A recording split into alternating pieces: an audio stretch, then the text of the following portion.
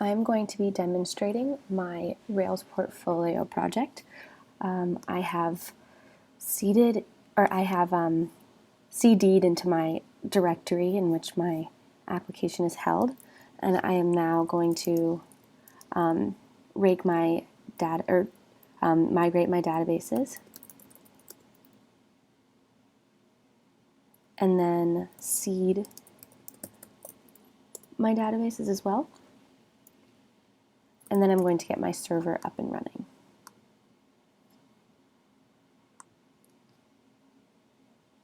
So here we are with my recipe journal. You can sign in with a current user, sign up with a new user, or sign in with GitHub through OmniAuth. So I'm going to start by signing up with a new user. I will do my name, this email.com, with a password that must be 6 characters long. And then we are brought to the recipes index page. Here you can see that we have signed up successfully. We are signed in as this particular user, and we are able to see these recipes that were seeded into our database, so are already created. We can add a new recipe, add recipes that this particular user has created, as well as click for a list of all the possible ingredients. So first we will look at one recipe, and we can see that these are the corresponding ingredients. We are not able to change anything about this recipe, like edit or delete it, because we can see that it was created by a different user. These ingredients are all clickable links that will lead to a nested route and their show page. So you can see that this particular ingredient is featured in this recipe, and if it were featured in another one, that would also show up on this list. So what we can do now is we can add our own recipe. So I will do a grilled cheese, and I am currently just seeing a list of the created ingredients. I do not have the option to add an ingredient here. That will come later, but so I can also just create a recipe with a title and no ingredient, since the adding has to be done elsewhere. So we will create this recipe that has the ingredient of cheese, and then we will go and add a new ingredient. And from here, we will add bread as an ingredient, and we will see that that ingredient will then show up here, and it is present in grilled cheese. I can edit this ingredient because I have created it and I have it present in one of my recipes. So what we can see now is if we go back to the recipes home, we can see grilled cheese, which has both cheese and bread. If we click on cheese, we can see that it is present in both mac and cheese as well as in grilled cheese.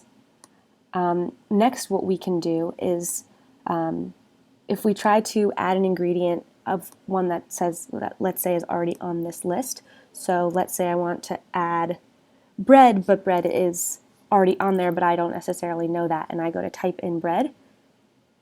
We see that it is not allowed since this name has already been taken, so we must enter another ingredient name, at which point I will see, oh, there it is, it's located down here. So the next thing that I can do is I can see my recipes, and here we are, we have grilled cheese. And with grilled cheese, we can edit it, and we can change the name to grilled cheese.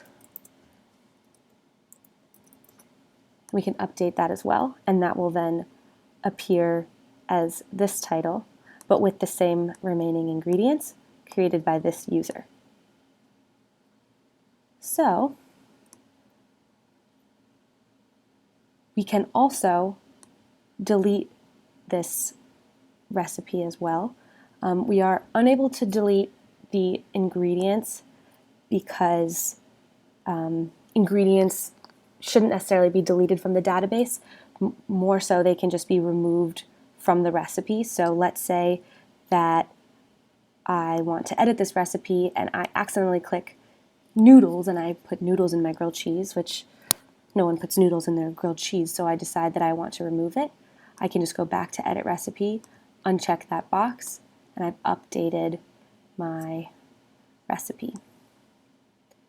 So now what I can do is, or first we can click on this link, which takes us to this different route, which is a method within my models controller, and we can see a list of all of our current ingredients that have been capitalized and alphabetized in this order, and anytime a new ingredient is added, it will appear on this list in the proper order. So now we can go back home and see that this, so let's say like this is created by hannah@email.com, and I want to sign out,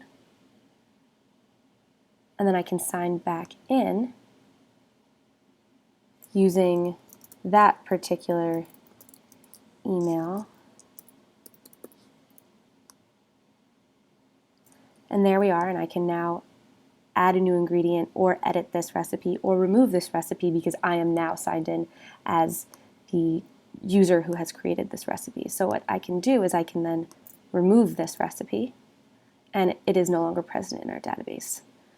So that is my application. It's very dynamic and can change, and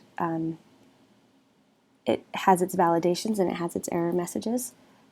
So for example, if I wanted to add a recipe that I know exists already, like lemon chicken, I will get an error message because the title of my recipe has already been taken. So I can do lemon chicken with milk, which will create the recipe, and I can add milk to that. And then when we go back to lemon chicken with milk, we can see that it has milk present. So thank you for watching.